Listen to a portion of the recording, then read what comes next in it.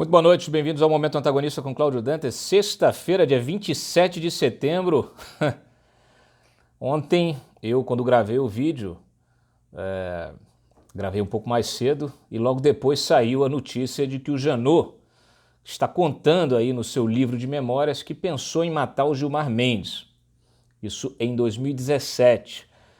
Diz que até foi armado ao STF, mas chegou em cima da hora e desistiu.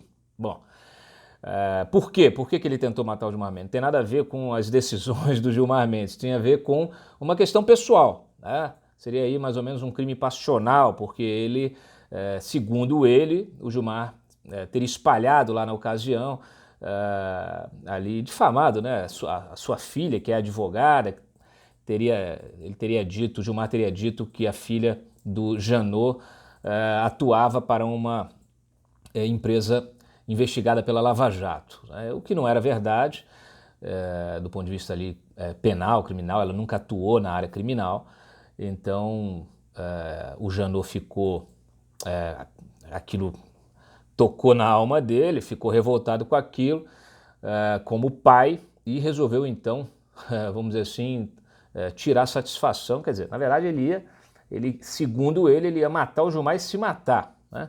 Mas nada disso aconteceu. Bom, ele resolveu contar essa história agora no livro dele, que está saindo a semana que vem, está sendo publicado, e não satisfeito, deu entrevistas aí para o Estadão, para a Veja, contando detalhes. Inclusive, na entrevista à Veja, ele conta vários outros ali episódios também bastante complicados, né? Diz que o Aécio ofereceu que ele fosse vice numa chapa dele futura para a presidência da República, na época que ele estava sendo investigado, como uma forma ali de cooptá-lo, né, segundo ele.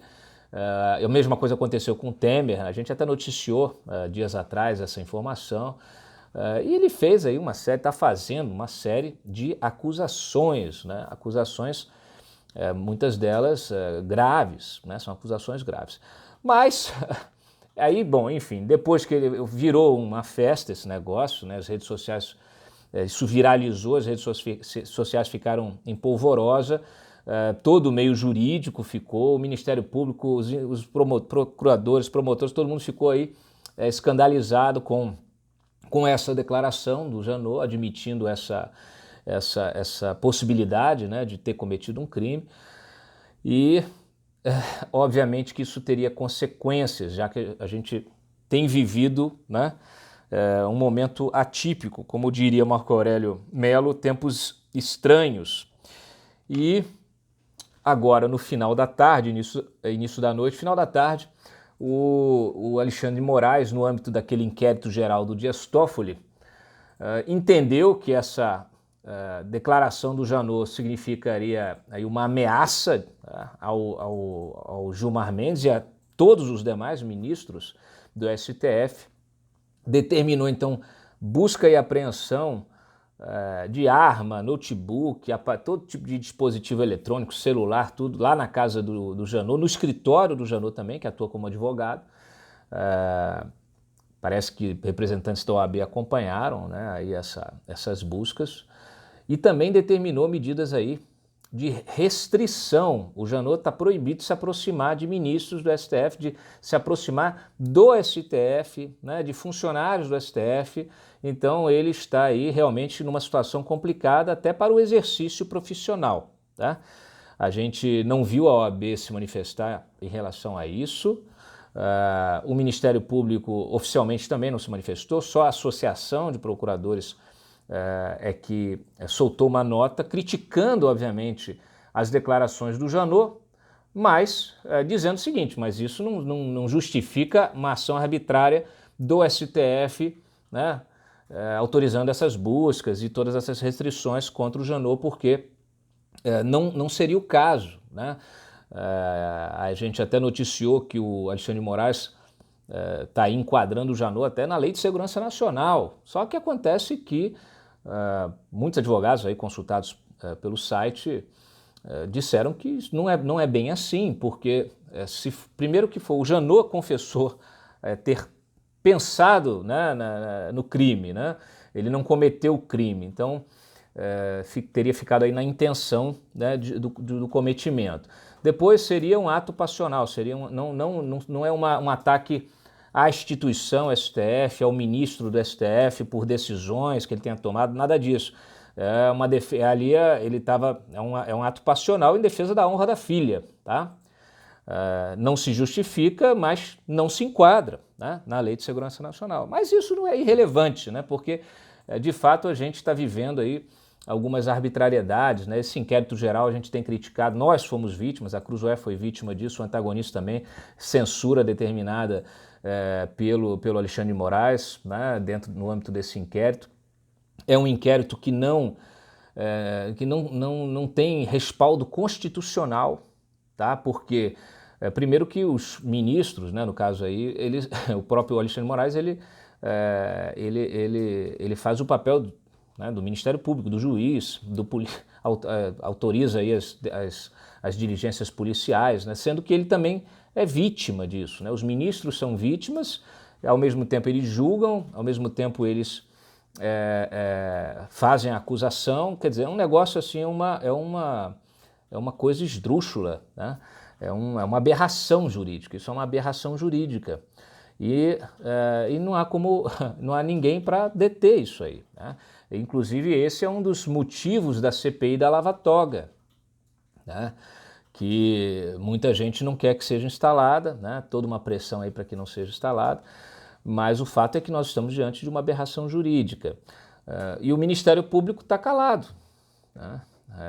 O Augusto Aras, que assumiu formalmente ontem, ainda não se manifestou sobre mais essa arbitrariedade, porque é preciso que, já que a Raquel Dodge ela foi muito tímida nessa reação, é preciso que o Augusto Aras realmente reafirme as prerrogativas do Ministério Público, que elas estão sendo pisoteadas pelo próprio STF. Então, alguma coisa precisa ser feita, é preciso envolver o Senado nesse debate, é preciso realmente criar,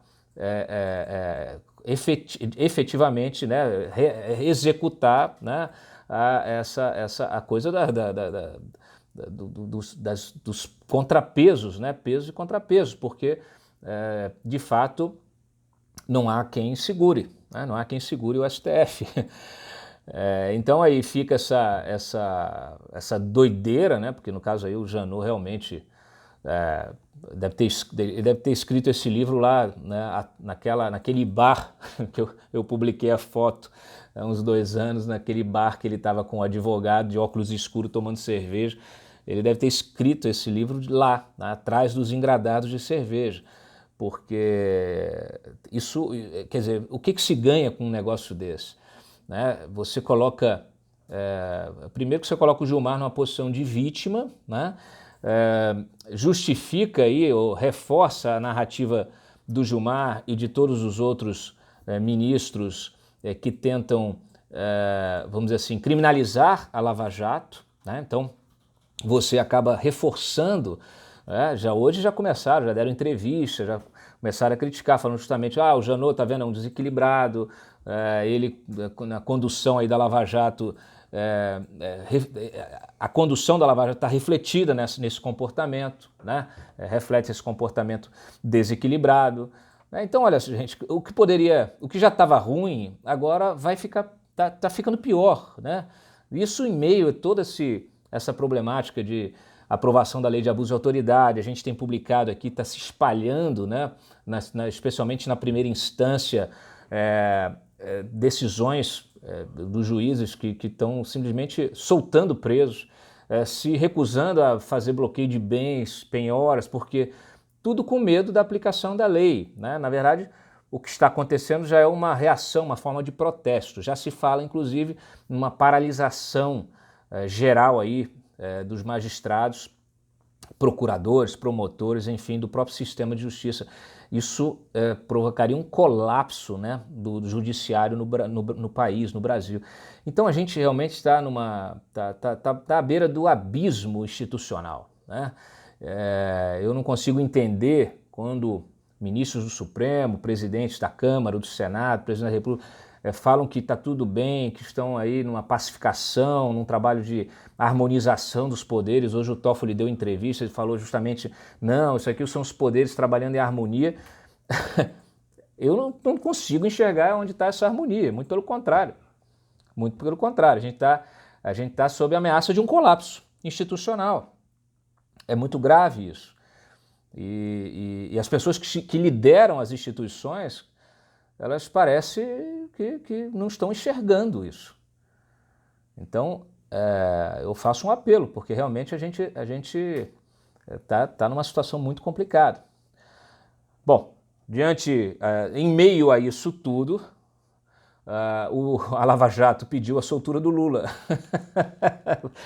Imagine o Deltan Dallagnol pedindo Lula livre. Calma, eu explico. É o seguinte, o Lula já atingiu aí o limite da progressão do regime, bom comportamento, cumprimento 1/6 da pena, etc. e tal. Então ele tem direito à progressão do regime para prisão domiciliar, tá certo?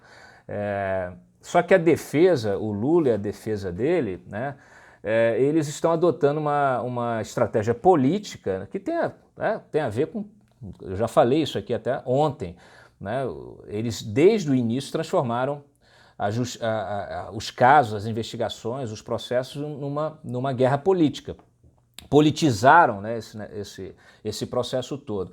E é óbvio que eles não podem abrir mão disso. Então, eles têm já se manifestado publicamente, o Lula já falou isso várias vezes em entrevistas, de que não quer progredir. Ele quer permanecer preso lá na Polícia Federal, naquela sala que criaram para ele lá, até que o processo seja anulado. Bom, mas o Estado não pode ficar bancando o sujeito, tá certo? Não pode fazer isso. Então ele não pode, não existe. Você vai lá, você me prenda, né? Me prenda, não pode. Então o Ministério Público está sendo obrigado a pedir à Justiça a progressão do regime. Então, assim, tem que expulsar agora o Lula da sede da Polícia Federal. Então, assim, realmente, olha, é um negócio assim, a gente está vivendo, uma situação, vai ficar para a história, porque realmente, enfim, eu só quero comentar mais duas coisas importantes para vocês, né? Porque nós tivemos aí mais uma matéria da Cruzoé em relação ao inquérito dos hackers, né?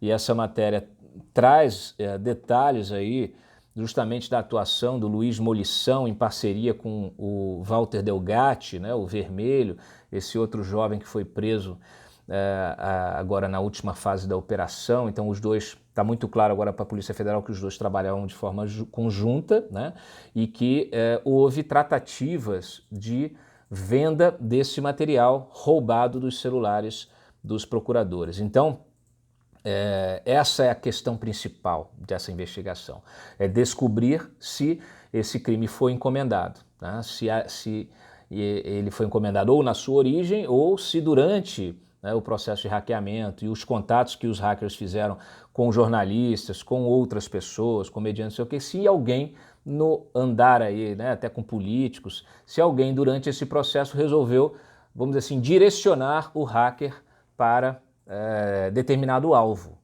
Chama atenção, né, já que a gente está falando de Rodrigo Janot, eu vou lembrá-los aqui, que publicamos aí esta semana, no início da semana, os 84 alvos, né, principais das tentativas de hackeamento. E o primeiro deles é exatamente o Janot.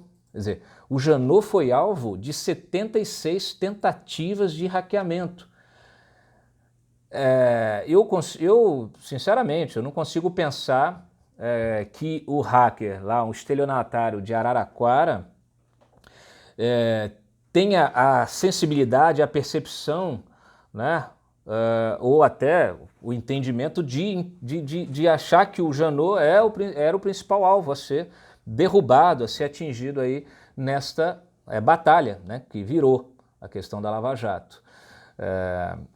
Então, assim, para mim, reforça a suspeita de que houve uma encomenda, sim, O fato é que, obviamente, o Rodrigo Janot desagradou muita gente conduzindo a Lava Jato, mas a gente sabe que a Lava Jato, ela, enfim, você tem Sérgio Moro, você tem o próprio Deltan Dallagnol, né? Você tem várias outras pessoas, e aquela lista ela é muito curiosa, é preciso olhar com bastante atenção os alvos daquela lista, né? Então, o próprio Sérgio Moro, que foi alvo de uma tentativa ali, uma ou duas tentativas, meia dúzia de tentativas, quer dizer, ele que deveria ser talvez o alvo principal, não. Quem foi o alvo principal foi o Rodrigo Janot, né? Então, é preciso, né, tá aí a pista aí para a Polícia Federal investigar. Aliás, eu também fui alvo de 12 tentativas, né? Mais do que o presidente do STJ. Não sei por quê. Enfim, de qualquer maneira, eu acho que a gente tem elementos, eu acho que essa investigação ela está avançando, inclusive nessa matéria da Cruzoé fala-se do valor, né, que descobriram lá com o tal do chiclete, com contas relacionadas a esse outro hacker aqui que atuava em Brasília, né, que morava aqui e tudo, um valor de 3 milhões de reais. Né? A gente não está falando de pouca grana não, né? Ainda não se sabe exatamente se esse valor identificado em contas do chiclete, se eles têm relação com o hackeamento. Mas esse é mais um indício aí importante. Eu estou confiante nessa investigação da Polícia Federal, acho inclusive que ela está, vamos dizer assim, ela é responsável também por incendiar um pouco esse ambiente jurídico, tá? Enfim, e é isso, né? Até agora o Glenn não se manifestou sobre essas novas descobertas aí, não escreveu nada no Twitter, não reagiu, está em silêncio. Então realmente estamos aí entrando numa fase muito delicada e que eu acho que muita coisa aí está relacionada. Mas aí vamos dizer assim, uma sensação, né, minha. De qualquer maneira, gente, vale a pena dar uma olhada nessa matéria, tá bom? A gente também tem todos os detalhes dessa cobertura e dessa decisão do Moraes, tá? Só lembrando aí toda essa questão do Janot. A decisão do Moraes, inclusive a íntegra, está disponibilizada no site para consulta. E tem uma outra matéria também muito, muito bacana, que ela trata justamente do uso de um aeroporto, um aeródromo, numa cidade satélite aqui de Brasília, passou a ser o local aí, a opção preferencial de políticos, né, que querem entrar, né, descer, chegar a Brasília, sair de Brasília de avião sem ser importunados, né? Então a revista registrou até o Fernando Bezerra Filho, né? Fernando Bezerra Coelho Filho, ele entrando no dia que houve a operação lá no seu gabinete, no gabinete do pai, ele pegou umas malas, umas bolsas aí e foi flagrado entrando num aviãozinho de alguns milhares de reais e voando lá para o seu estado. Então é até engraçado, né, que logo depois, no dia seguinte, eles publicaram, ele e o pai, os dois publicaram uma foto, um vídeo, né, no Twitter, falando que estavam no abrigo do sertão, não sei o que e tal, e enfim, abrigo da mansão, andando de jatinho, querendo enganar o povo aí como se fossem pessoas humildes, pessoas do povo, né? Não são. Bom, então assim, não é o único, tem vários políticos citados, tá bem interessante também essa matéria. É isso, eu acho que realmente as coisas estão se encaminhando por Hoje, inclusive, tivemos várias reações do Ministério Público em relação a essa questão do abuso de autoridade. A gente está num caminho ruim, tá bom? E eu acho que é preciso que as lideranças desse processo elas reflitam sobre para onde estão conduzindo o país, a sociedade, num momento tão sensível, né? Tava aí o pessoal reclamando, não instala a lava-toga porque vai adiar a reforma da Previdência. Bom, adiaram já a reforma da Previdência, né? Inclusive começaram a usar a barganha da questão da investigação contra o Bezerra para não votar a reforma da Previdência. Então, muito complicado, isso tem efeito, um efeito geral, e vamos acompanhar. Eu desejo a vocês um bom fim de semana, bom descanso a todos, e nós voltamos na segunda-feira com mais um Momento Antagonista com Cláudio Dantas. Muito obrigado sempre pela audiência, deixem o seu like e compartilhem o vídeo. Um abraço.